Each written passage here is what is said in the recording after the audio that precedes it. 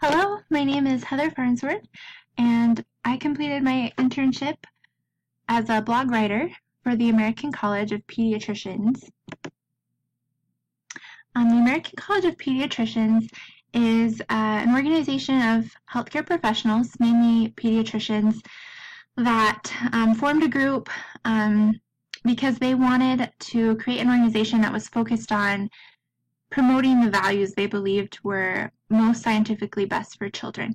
And they first started because they had some concerns because some other organizations like the American Academy of Pediatricians and other organizations were supporting policies that they knew weren't best for children.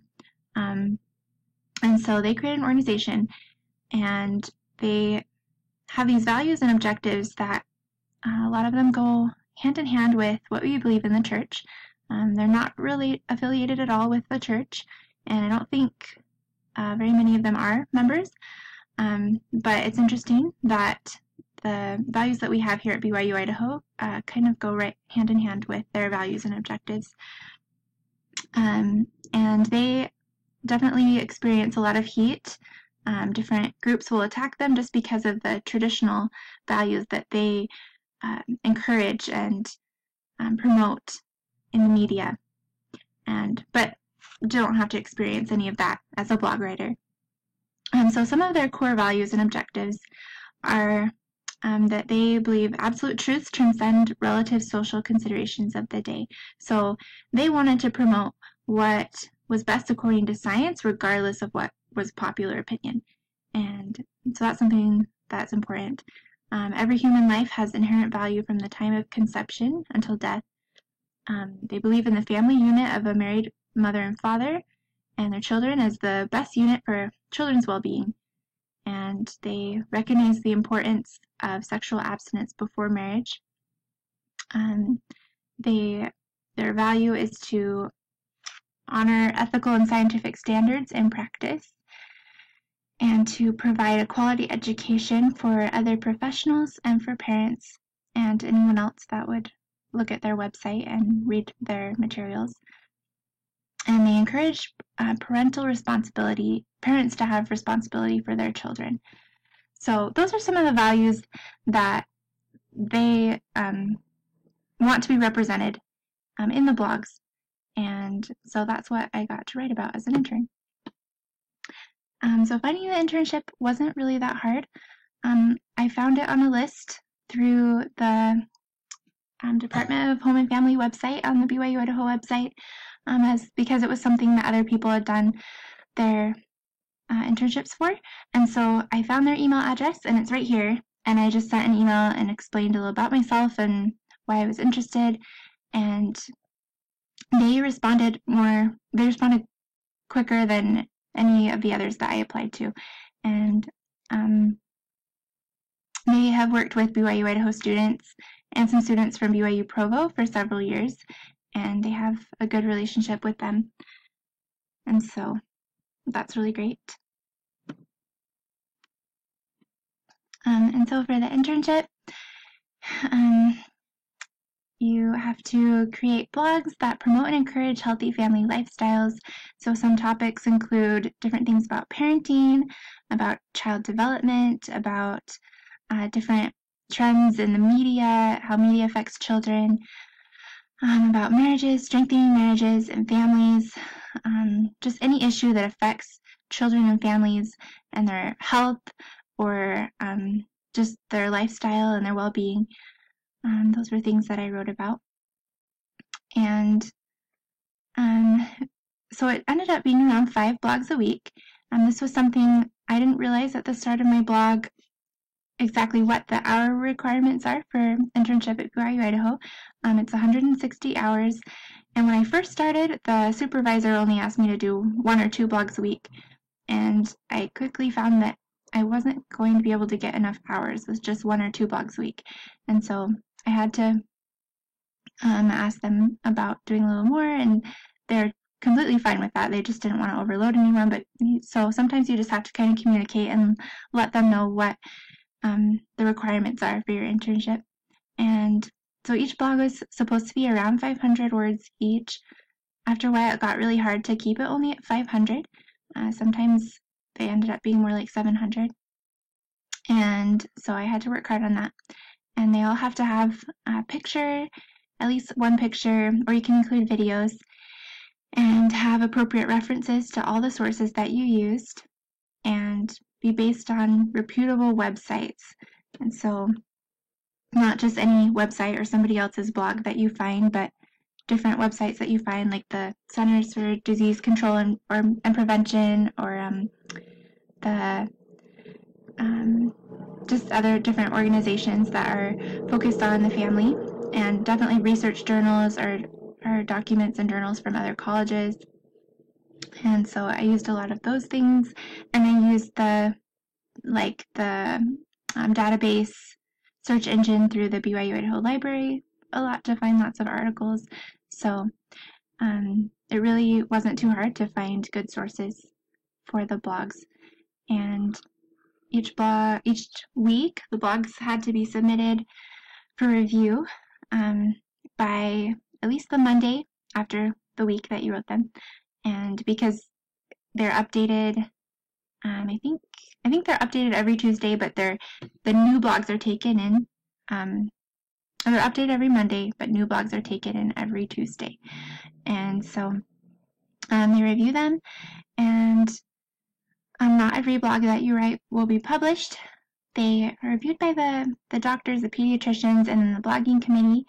And when I first started, none of mine were published for a long time, and then I emailed her, the supervisor, to ask her about what I could do to improve or what they would like me to write about. And then I found that after that they started publishing a lot more of mine. So I think just communication, I guess, helped them to be aware of what I was writing and submitting. So yeah, and sometimes the doctors will add to what you write. So it's not always just what you write. Sometimes it will be, sometimes it won't. Or they'll take part of what you wrote and add part of their own information on that same topic. So it's a collaborative effort to make these blogs. Some lessons that I learned from writing these blogs were definitely to stay organized and make a schedule. It's really hard to have a job that doesn't have a set time period every day or week for me. So it is definitely good to plan how many hours you're going to do each week beforehand, so you can make sure you end up with the 160 required.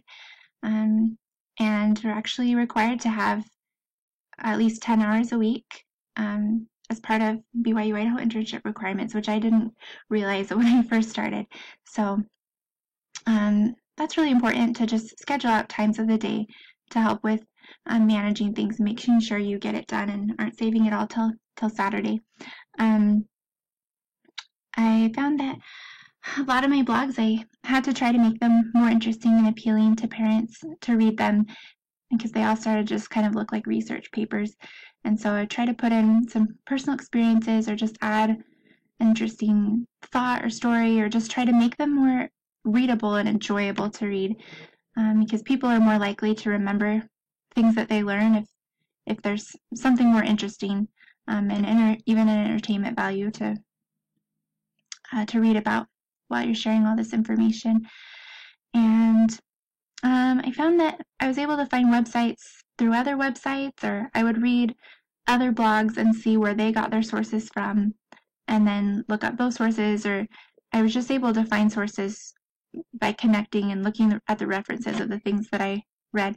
And there's some really good journals through BYU down in Provo. They have a Journal of Marriage and Families. And they have some great scholarly articles that go right along with the things that the ideals of the American College of Pediatricians. And so I use some of those.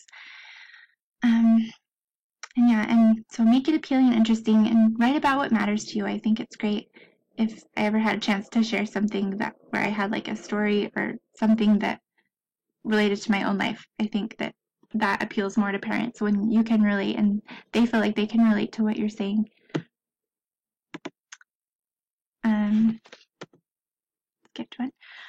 Okay, so definitely relied on what I learned from many different courses in the major, especially the family and child and family advocacy course that probably I think everyone has to take in this major.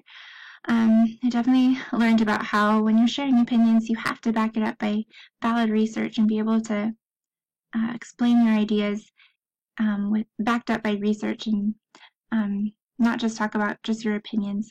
And that's how you can have the power to make a difference in the world and teach people things.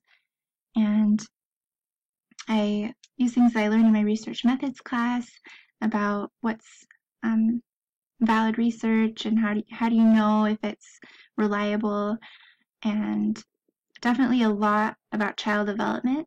Child development's my minor, and so I really have focused on that, but a lot of my blogs were about different child development related things like infant speech development, language development, reading development, things like that.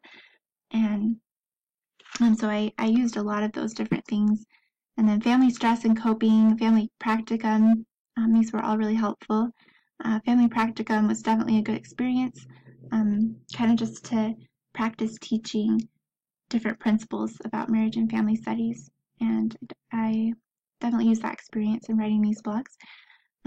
Marriage class, I wrote a lot about marriage and things that I remember from that class, and the family theories and dynamics and the different theories that affect individuals and families. Future career possibilities that relate to this internship could be directly with working through a similar website that's completely focused on promoting family values and supporting the traditional family. And some of those are United Families International, Family Watch International, and this one as well.